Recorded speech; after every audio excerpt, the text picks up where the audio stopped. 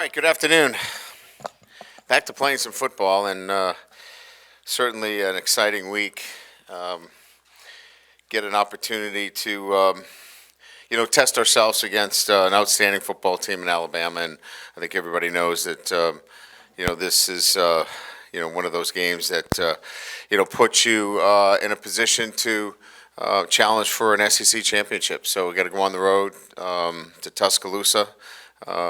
We've got to raise our level of preparation this week. It's not about rising up to the competition. It's rising to the level of preparation necessary to play an outstanding football team in all three phases: offense, defense, and special teams. I think Coach Saban and his staff, Coach Reese should be commended for what they've been able to accomplish offensively since early in the season, and obviously committed to Jalen.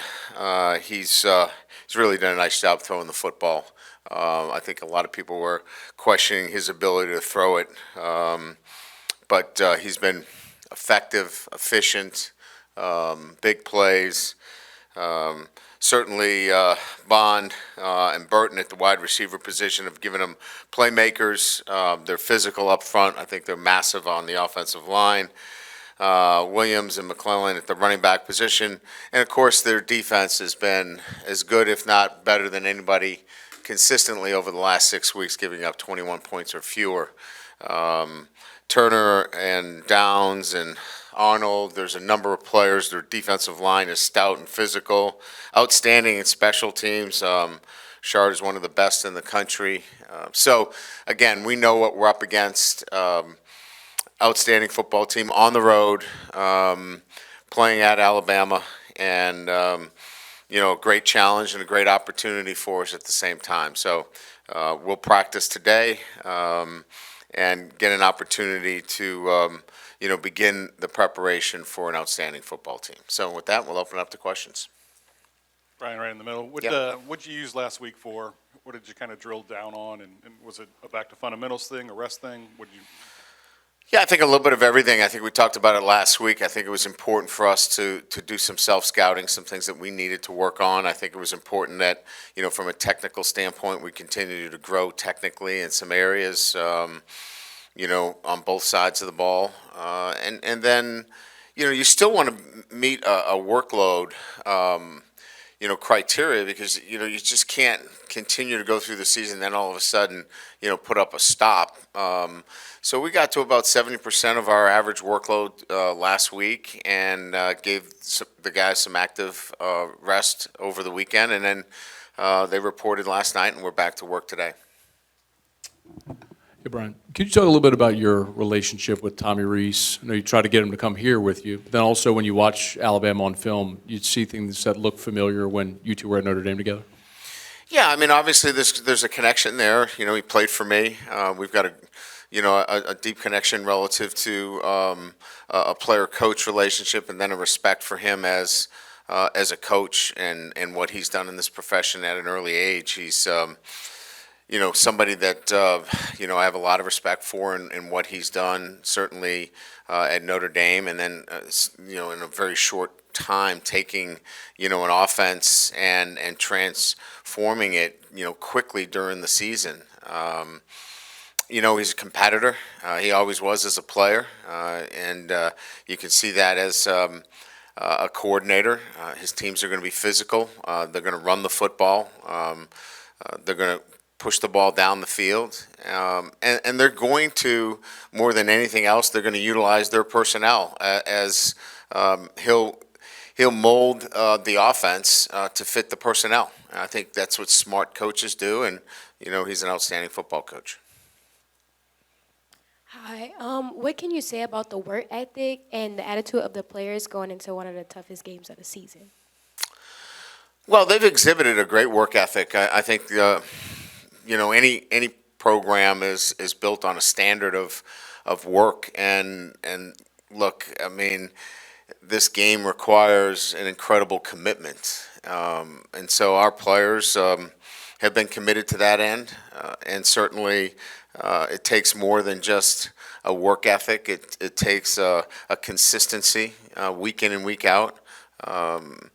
I like our mindset. Our team understands that it's more than just, coming into work. It's working efficiently, purposely, and I think that they've done that over the past, year and a half, where they've understood that it's not just about working; it's about working purposely.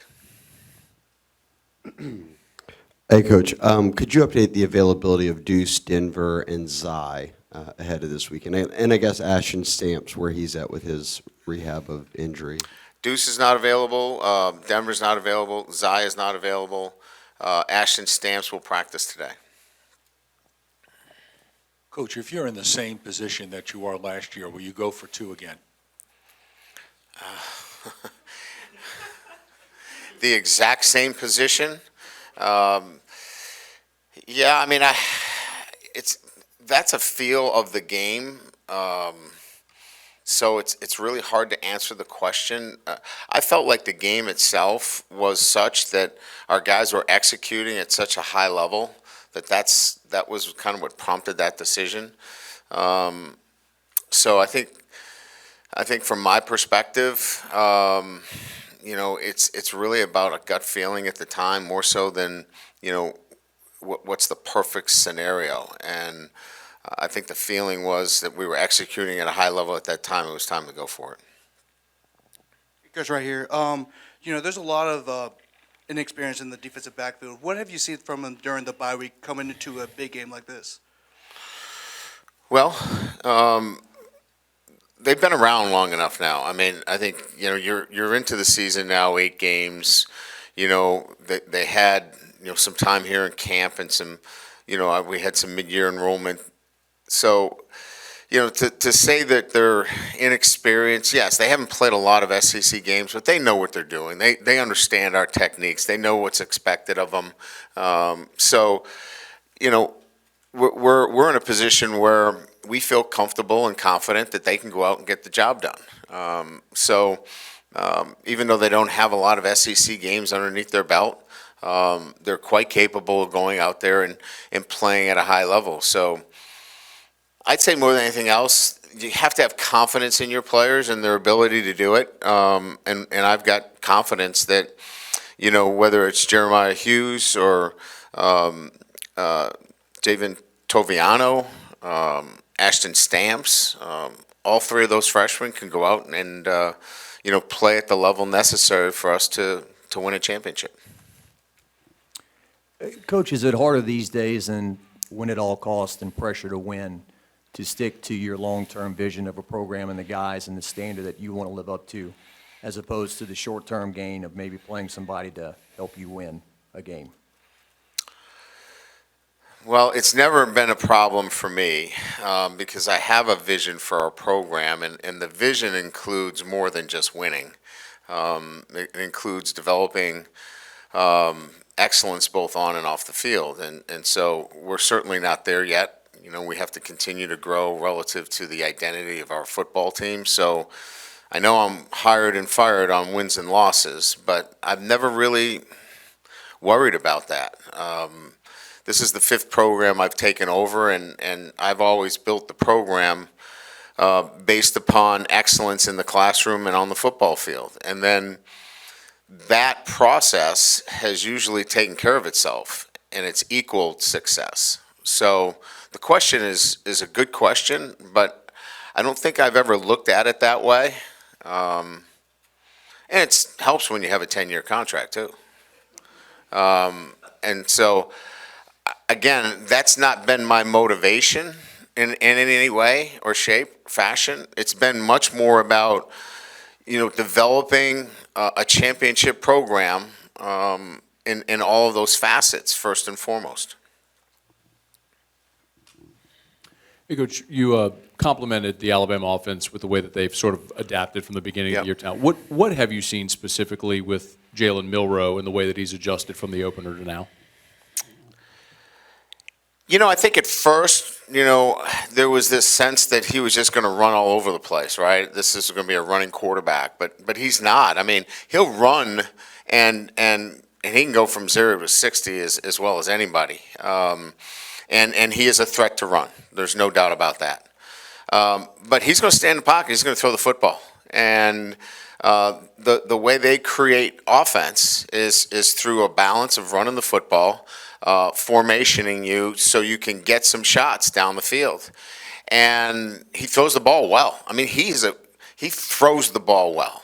And he can hit the open targets. He can push the ball down the field. And so I think what he's done really well is when he's been given the opportunity to take shots down the field, he's hooked up. He hasn't missed receivers. When they've created the opportunities, he's come through for them, and I think that's been impressive. Two, if I can. Your offense has clearly established what it's capable of. How much is this week about them not trying to be something they're not or trying to do something they're not because the game is obviously elevated? And then secondly, in the post-game video against Army, I think they gave you a game ball or something. You said something to the effect that, you're really enjoying your time here. This is maybe your most enjoyable time. I was just curious why.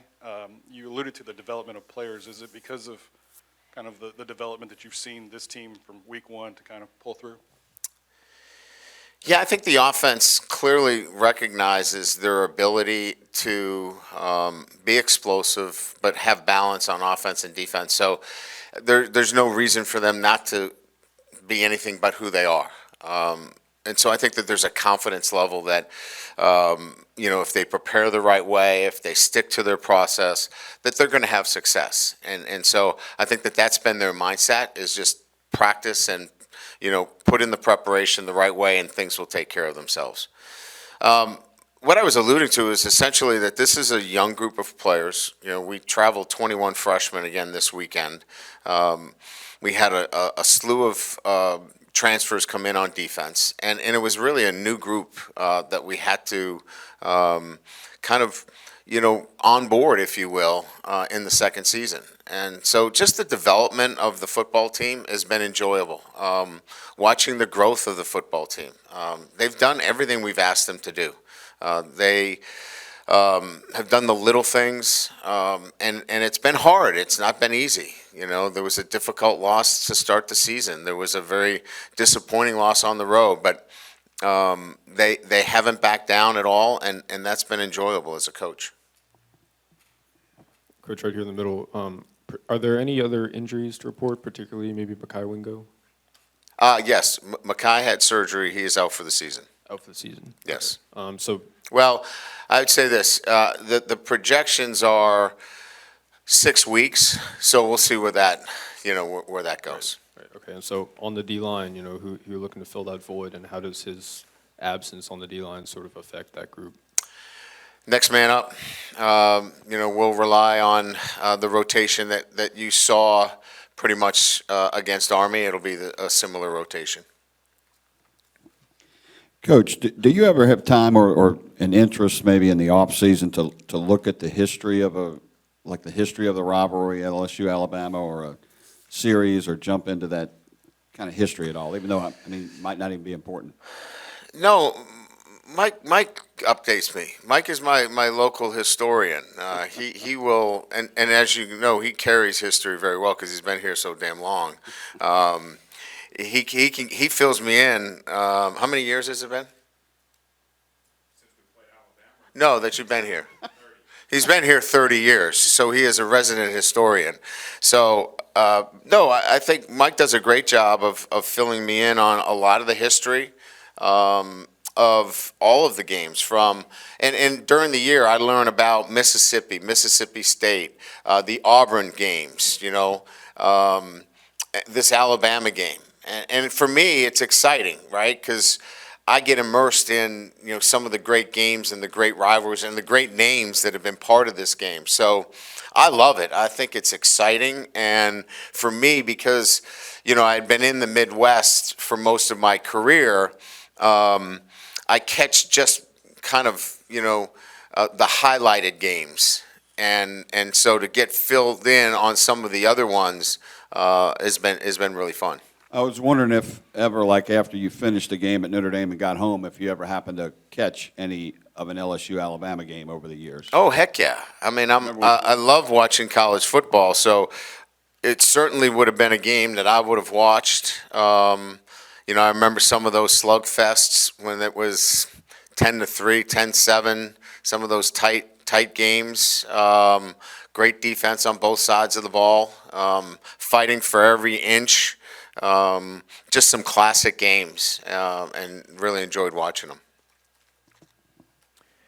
Coach, when Coach Saban speaks, he talks about the process and not outcomes, and I think you say a lot of the same things since you've gotten here. How much do you maybe see some similarities in terms of organization and your viewpoint on things, and do you observe other successful head coaches, read up on them, take notes to help yourself? Yeah, I think most head coaches that have been in this business, clearly understand that, the process of what you do and how you do it is probably, most important, to the day-to-day. And we've been in it a long time, both of us. And so we have developed what our process is individually through our years of experience, sometimes good and bad. So he has shaped what his process is and how that has been so effective for him. And likewise, I've shaped the process that I use on a day-to-day basis based upon my experience. So I think you'll find that in many ways, coaches, focus in on a process instead of outcomes because it's so important to develop that with your team. Yeah, Brian, right here. With Nick, he's adapted to so many coordinators over the years, like every few years. How does a guy do that and just keep it consistent? Is that something that you kind of look at like, I don't know how he does that? That's a great question. I think it's been remarkable because, you're bringing in, a different personality, a different person. He does such a great job of vetting that out and making sure that they fit. And clearly, what Nick talks about on a day-to-day basis, they have to obviously be in lockstep with him.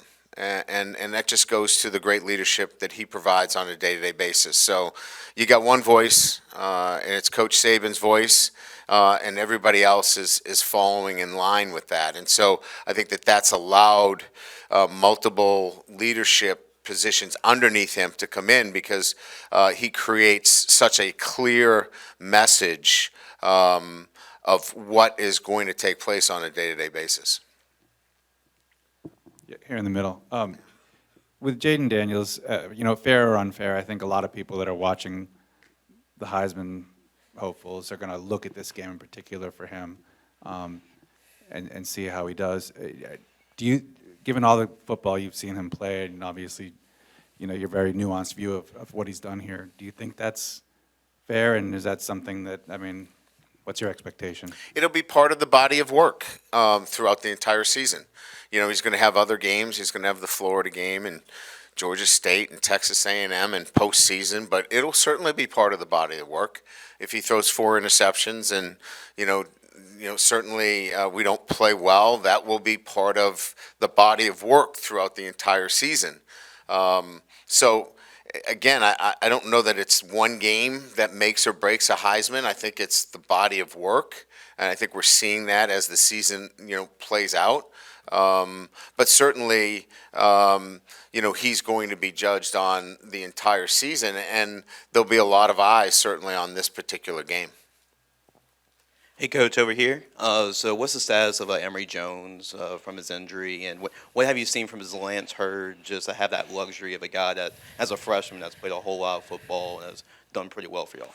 Yeah, Emory's practicing. We had him moving around last week, and he participated in our workouts. But he'll be a full go for practice today. Lance has done a great job of coming in and playing at a high level. It's great to have a true freshman that come in and compete at the level he did against Auburn and at Army. So he'll be ready and prepared if we do in fact call on him. Just curious what you've seen in Alabama's defense. So much of the talk has been about the progress on offense. Yeah, well coached, stingy. Kevin Steele and his staff do a great job. Again, as I said, I think that there's not a lot of air in that defense. You're going to have to be on top of things. We're going to have to be very balanced. You can't just want to just throw it all over the place or think that you're going to go in there and move the line of scrimmage. They're big and physical up front. The linebacker play is outstanding. As I mentioned earlier, I think, Turner, Baswell on the edge, they're long and athletic, and look, they're both 6'3", 6'4", 240 pounds, and they create problems in the pass rush, and certainly, can run and hit. So it's a really good football team. It's, again, as I said, I think it's the best defense in all three phases. And look, it's the challenge that an offense like ours, really is up for, and will have to play their best. But that's what this is about, right? Is you want to be your best when your best is needed, and our offense will have to be at their best when their best is needed. Just to confirm, Brian, Chestnut and Harris, any chance they could be eligible to play Saturday, or is No, they're not playing. Okay.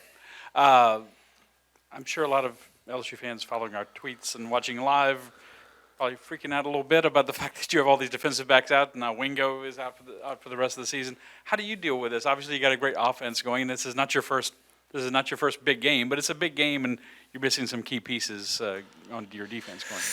Yeah, clearly we'd love to have Wingo in the lineup, but he has an injury, and we're built for injuries. You can't be built for 11 players. We have depth.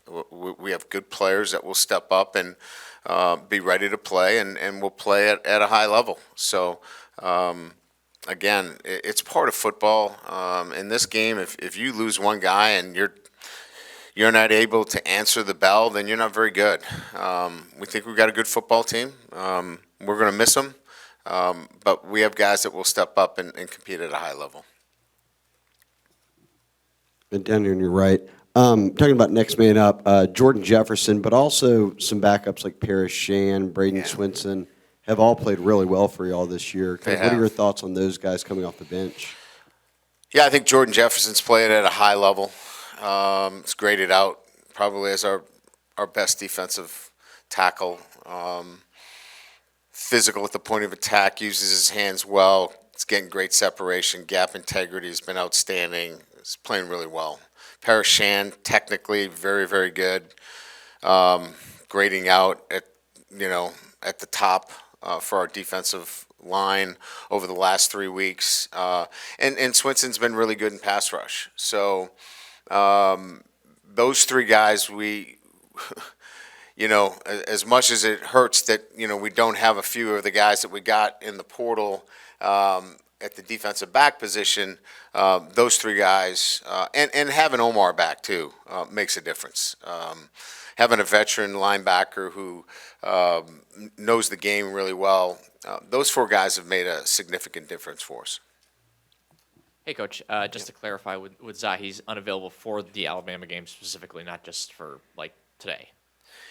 He's unavailable for the Alabama game, and as I said, he could be out for a significant period of time. Okay. Yes. And with your secondary, with your younger corners, how do you sort of prepare for a guy like Milroe who can really chuck the ball downfield? Like, what kind of emphasis is it on trying to stop those big plays downfield? Yeah, look, as I said, these kids, they're elite players coming out of high school. I mean, they're elite players. And now you're putting them in a position where they just have to be confident and trust their technique and trust what we've taught them. And so now it's taking that trust and putting it in from preparation to performance and playing emotionally at a level which allows them to do their job. And I think we've been at it long enough now where these guys are ready to go. They got no choice unless you're ready to go. I'm not sure. We could have a matchup problem. But these guys are ready to play. And look, they're young. many have said inexperienced. I get it. They haven't played a lot of SEC games. But these guys are really good players, and they'll get out there and they'll compete. They'll compete for LSU.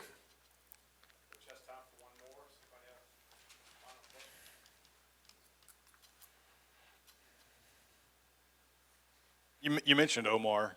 Just what kind of settling factor has he been since he's come back? Well, he's, again, we had Witt in there, and everybody loves Witt, and I love Witt too. He's athletic, he's fast, he runs around. He really is going to be an outstanding football player for us. Omar brings a settling influence out there with Greg Penn. You've got two veteran players that have seen it, done it, have played a lot of snaps. And as much as we talk about the back end of the defense that don't have a lot of snaps, it's nice to be able to come back and have, two veteran linebackers in there communicating to the back end with two safeties that have played a lot of football. So we're really, looking at the veteran presence that he brings, and it's an added advantage for us in terms of having him on the field.